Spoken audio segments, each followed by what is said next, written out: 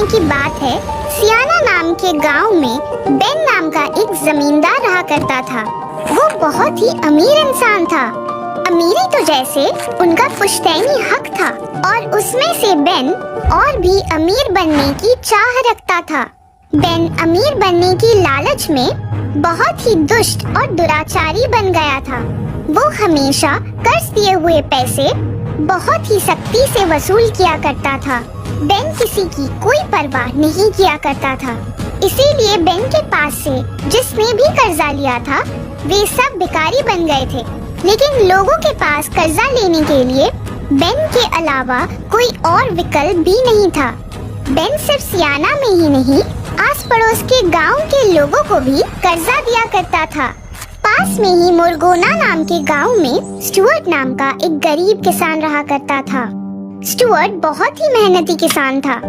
वो अपने खेतों में कड़ी मेहनत किया करता था और जो अनाज की उपज होती उसी से अपने परिवार का पालन पोषण किया करता था। लेकिन स्टुअर्ट की बेटी लियाना बड़ी हो गई थी और उसकी शादी के लिए स्टुअर्ट को बेन से कुछ कर्जा लेना पड़ा था।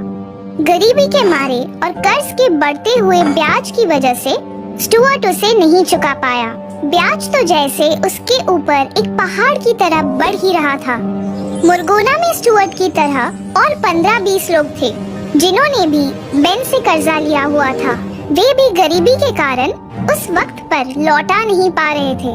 सालों से मोरगोना में कोई वसूली न होते देखकर बेन ने मोरगोना के सब कर्जदारों के घर और जमीनों को जब्त कर उसकी नीलामी की जाए ऐसी सूचना अपनी मुनीम को दी।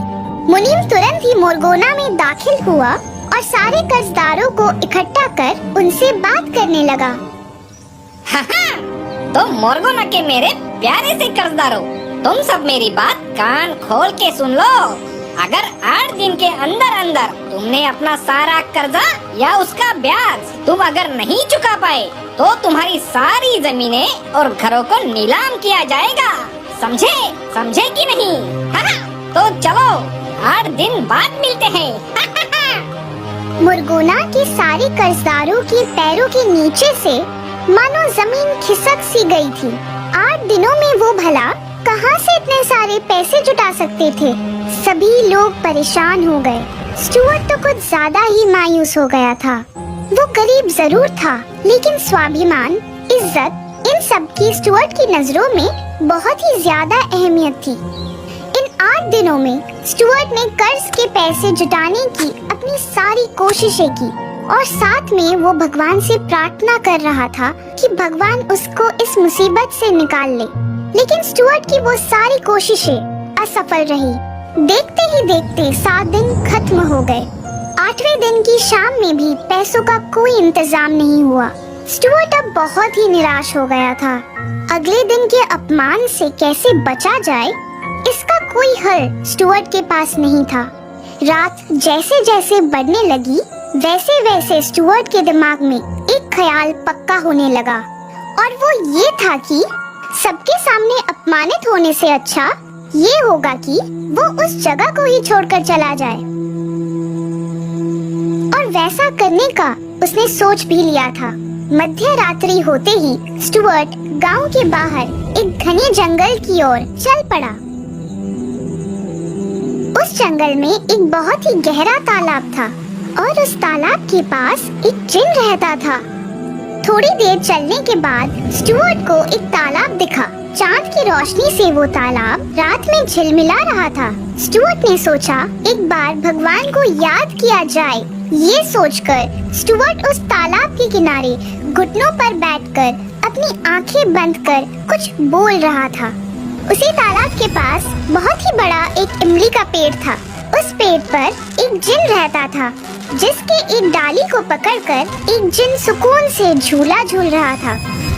रात के समय किसी इंसान की आवाज सुनकर जिन ने झूला झूलना बंद किया और डाली से आवाज की ओर देखा तो एक इंसान तालाब के किनारे बैठकर कुछ बोल रहा था।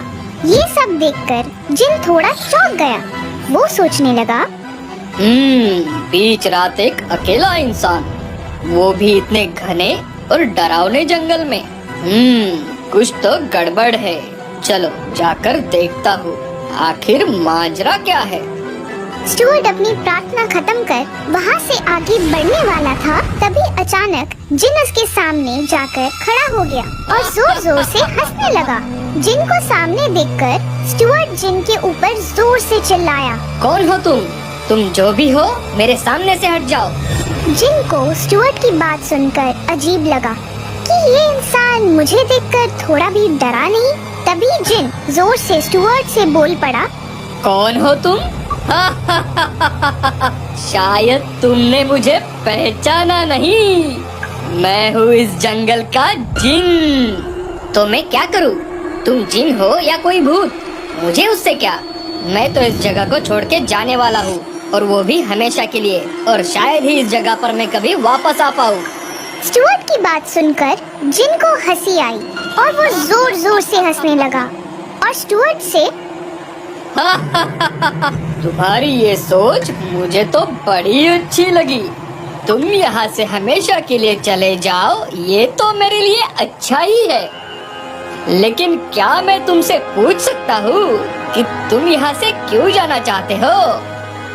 जिन के बहुत जोर देने की वजह से स्टुअर्ट ने अपनी सारी कहानी जिन को बताई। स्टुअर्ट की कहानी सुनकर जिन को बहुत खुशी हुई, क्योंकि बहुत दिनों बाद उसे किसी को सताने का मौका जो मिला।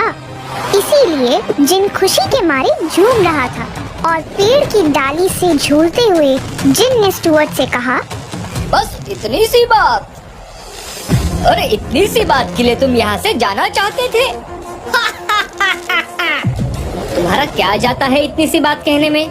तुम तो एक जिन हो, इसलिए तुम्हें किसी बात की कोई फिक्र नहीं है। वैसे तुम्हें भी नहीं होगी, और वो भी हमेशा के लिए। वो भला कैसे हो सकता है?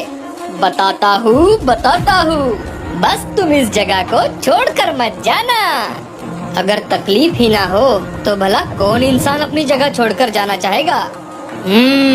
तो फिर ठीक है, चलो मैं तुम्हारे साथ गांव तक चलता हूँ और रास्ते में तुम्हें बताता हूँ कि तुम्हें आगे क्या करना है। स्टुअर्ट जिन के साथ गांव की तरफ निकल पड़ा।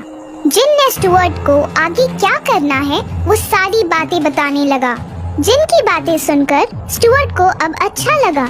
स्टुअर्ट जब गांव में पहुंचा तब तक सुबह होने को आई थी। स्टुअर्ट शांति से अपने घर जाकर सो गया। दूसरी ओर मोरगोना गांव के कर्जदार अपना कर्ज नहीं चुका सकते, इस बात का पूरा यकीन बेन को था। इसीलिए उनके घर और जमीन को नीलाम करने के लिए बेन ने अपने आदमी भेज दिए। थोड़ी देर सोने के बाद स्टुअर्ट अपने गांव के जमींदार के पास गया। स्टुअर्ट को घर आते देख जमींदार को लगा कि स्टुअर्ट पैसे मांगने आया है। तभी जमींदार बड़े दुखी आवाज में स्टुअर्ट से, स्टुअर्ट, मैं आप सब लोगों की मुसीबत समझ सकता हूँ, लेकिन मुझे माफ करना स्टुअर्ट। तुम सब लोगों का कर्जा चुका सकूं, इतनी बड़ी रकम तो मेरे पास नहीं है। कृपया मुझे माफ कर देना स्टुअर्ट। गांव के जमींदार उतने सक्षम नहीं है, ये बात स्टुअर्ट को पता थी। इसीलिए स्टुअर्ट ने बड़े ही शालीनता से जमींदार से कहा, नहीं जमींदार जी, मैं आपको ऐसे धर्म संकट में नहीं डालना चाहता। मैं तो बस आपसे ये कहने आया था कि आप बस मेरे साथ गांव की सीमा तक चलिए। कल रात निराश होकर मैं जंगल की ओर चल पड़ा था, लेकिन वन देवता ने मुझ पर कृपा कर मुझे कुछ धन दिया है। वो सारा धन मैंने गांव की सीमा के बाहर एक बड़े से पेड़ पर छुपा कर रखा है। वो सारा धन आप लेकर हमें मुक्त कीजिए।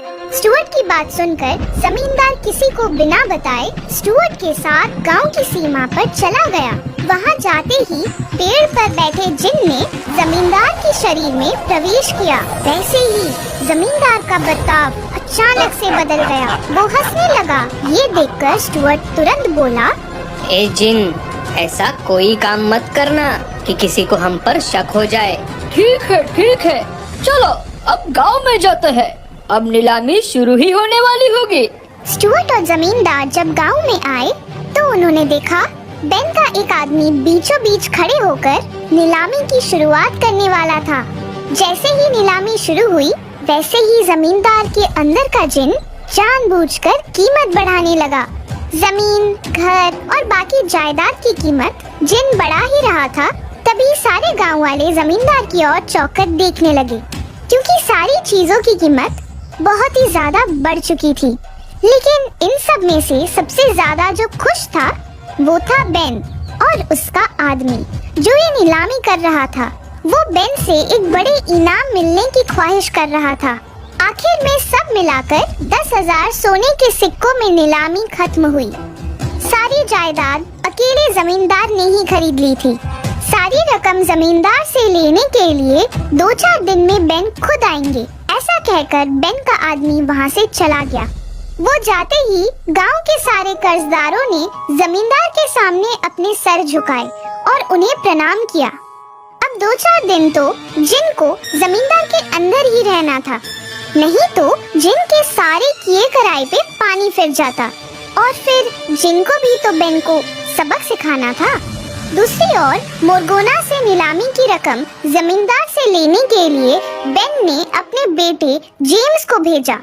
जेम्स अपने आप को बहुत ही होशियार समझता था। दोस्तों के सामने वो हमेशा बड़ी बड़ी बातें किया करता था। 2-4 दिन बाद जेम्स मोरगोना में आया और उसने नीलामी की रकम वसूल की और उसे रकम वापस मिल गई और वो कर्ज मुक्त हो गया। ऐसी बेन की मुहर लगाई हुई कागज उसने जमींदार को दे दी और जमींदार का एक दिन का आतिथ्य लेकर जेम्स अपने गांव सियाना के लिए निकलने वाला था। तभी जमींदार के अंदर के जिन ने जेम्स से कहा, जेम्स, क्या तुम्हें पता है हमारे यहाँ बहुत ही अच्छी नस्ल की बकरियाँ मिलती है। अब तो तुम्हारे पास पैसे भी है और तुम यहाँ पर भी हो, तो कुछ अच्छी बकरियाँ लेकर जाओ। तुम्हारे पिताजी को भी यहाँ की बकरियों के बारे में पता है। बकरियाँ देखकर वो आपसे जरूर खुश होंगे। अब जेम्स भी भला इस बात को कैसे मना करता। उसने सोचा, पिताजी मेरे व्यापारिक चातुर्य देखकर खुश हो जाएंगे। ये सोचकर जेम्स जमींदार की बात मानकर तुरंत वहाँ के बाजार में गया।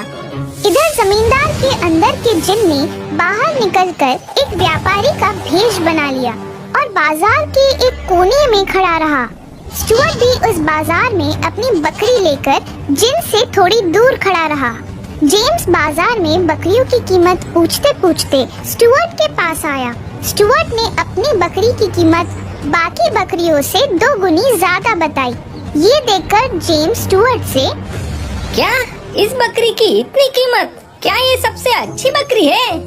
तभी स्टुअर्ट ने विनम्रता की आवाज में जेम्स से कहा, मालिक, मैं हमेशा सबसे अच्छी ही बकरियाँ बेचने को लाता हूँ, लेकिन अगर आपको इस बकरी से भी अच्छी बकरी चाहिए तो आप उस कोने में खड़े व्यापारी के पास जाओ। उसके पास एक से बढ़कर एक बकरियाँ है।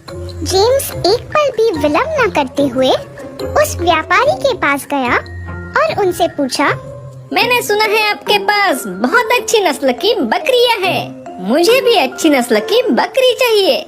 जिन ने जेम्स को ऊपर से नीचे तक देखा और उससे कहा, अच्छी? अच्छी मतलब कैसी? अगर आपको कसरत करने वाली बकरी चाहिए तो उसकी कीमत भी ज्यादा होगी। कसरत करने वाली बकरी? भला वो कैसे होती है? अगर आपको वो देखना है तो आपको 100 सोने के सिक्के देने होंगे। जेम्स ने तुरंत 100 सोने के सिक्के निकालकर व्यापारी को दिए। व्यापारी जेम्स को बाजार से दूर एक खुली जगह पर लेकर गया और उसने एक बकरी को आगे किया। बकरी पेड़ पे चढ़ने लगी, गोल गोल घूमकर कूदने लगी। बकरी ने बहुत सारे करतब करके दिखाए। ये देखकर जेम्स हैरान रह गया और उसने व्यापारी से पूछा, क्या आपको ये बकरी बेचनी है? बेशक, लेकिन इसकी कीमत 2000 सोने के सिक्के हैं। 2000 सोने के सिक्के?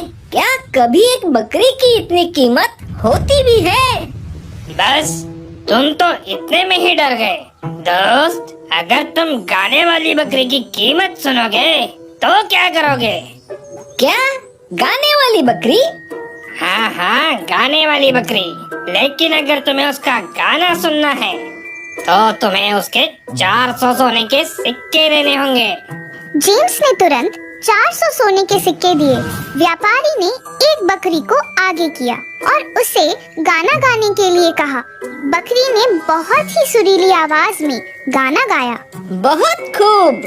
इस बकरी की क्या कीमत है? 5000 सोने के सिक्के। लेकिन इस बकरी से अच्छी नाचने और गाने वाली बकरी है।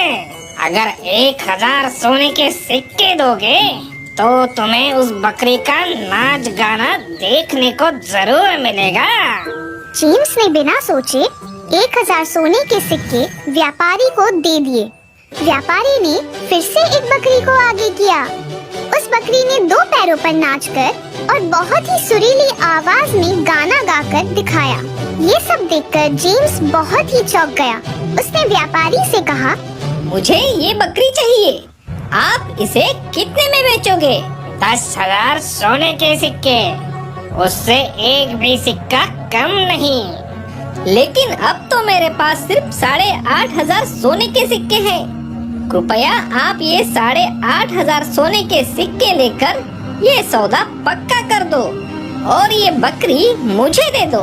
व्यापारी ने जेम्स को मना किया, लेकिन जेम्स की बहुत मोलतोल करने के बाद आखिर व्यापारी ने सौदा कबूल किया और सोने के सिक्के लेकर बकरी जेम्स को दे दी। बकरी को सियाना गांव की ओर लेकर चल पड़ा। जेम्स के जाते ही जिन स्टुअर्ट के पास गया और अपने अंदाज में स्टुअर्ट से हंसते हुए कहा, स्टुअर्ट मेरे दोस्त, देखा उस साहूकार को मैंने कैसे मजा चखाया। अब सिक्के भी गए और जमीन भी, ना घर का ना घाट का। स्टुअर्ट की आंखें भर आई। नम आंखों से स्टुअर्ट ने जिन से कहा, ये सब तुम्हारी वजह से हुआ है। मैं अभी अभी गांव के जमींदार से कर्ज माफी का वो कागज लेकर आया हूँ और मैंने जमींदार को सब समझा भी दिया है। अब हम सब लोग कर्ज से मुक्त हो चुके हैं। तुम भगवान जैसे हमारी मदद करने आए, इसीलिए ये सब हो पाया। भगवान जैसे नहीं, जिन जैसे बोलो दोस्त। जिन ने सोने के सिक्कों की थैली स्टुअर्ट के हाथों में दी और उसने कहा, ये लो, ये सारा धन जंगल का ही है। तुम और तुम्हारे दोस्त ये सब अच्छे से बांट लो और अच्छे से जियो। और हाँ, अब खुद पर ऐसी नौबत मत आने देना कि तुम्हें इस जगह को छोड़कर जाना पड़े। चलो, अब मैं चला, बाय बाय। ऐसा कहकर जिन हवा में जंगल की ओर चला गया। स्टुअर्ट ने सिक्के अपने दोस्तों में समान रूप से बांट दिए। सब लोग बहुत खुश थे। इधर जेम्स बकरी को लेकर बेन के पास गया और अपने पिताजी से कहा, पिताजी, देखिए तो, मैं एक बहुत ही अद्भुत चीज लेकर आया हूँ आपके लिए। जरा देखिए। अच्छा, वो सब बाद में दिखाना, पहले नीलामी की रकम मुझे दो। तभी बेन को रोकते हुए जेम्स ने अपने पिताजी को सारी हकीकत बताई। ये सब सुनकर बेन अपना सर पटकने लगा। बेन को सब समझ में आ गया था कि उसके बेटे जेम्स को किसी ने मूर्ख बनाया है और वो जोर से चिल्लाया और बेन से कहा, अरे मूर्ख, ऐसी बकरियां भी कभी होती है? पिताजी, मैं सच कह रहा हूँ। मैंने अपनी आँखों से देखा है। हम इस बकरी का लोगों के सामने खेल कर बहुत पैसे कमा सकते हैं। और हाँ, राजा के सामने अगर उसका खेल किया तो राजा हमें मुंह मांगी कीमत देंगे पिताजी। अच्छा, तो दिखाओ बेटा, सबसे पहले मुझे दिखाओ। अभी दिखाता हूँ पिताजी। जेम्स बकरी के सामने खड़ा रहा और उसे नाचने और गाने के लिए कहा। 2-3 मिनट हो गए, 4 मिनट हो गए, 10 मिनट भी हो गए। ना ही वो बकरी नाच रही थी और ना ही वो हिल रही थी। जेम उसके सामने डर के मारे वो बकरी को अलग अलग इशारों में समझा रहा था। वो अब बकरी के सामने तालियां बजाने लगा और ये सब देखकर बेन को बहुत गुस्सा आया। उसे ये अपमानजनक लगा और उसे शर्मिंदगी भी महसूस हुई। अपनी जगह से उठकर बेन जोर से जेम्स के ऊपर चिल्लाया और उससे कहा, अरे मूर्ख, तुम्हारी बकरी तो नाचने से रही, अब तुम ही नाच गाना करो और लोगों को पैसे फेंकने को कहो। अरे मंद बुद्धि, तुझे किसी ने उल्लू बनाया है। और तुम बन गए हो, समझे? उस दिन के बाद जेम्स ने कभी भी किसी के सामने अपनी बड़ाई नहीं करी। और रही बात बेन की, तो बेन ने वो बकरी अपने घर में हमेशा सामने रखी। और उस दिन के बाद बेन ने कभी किसी से ज्यादा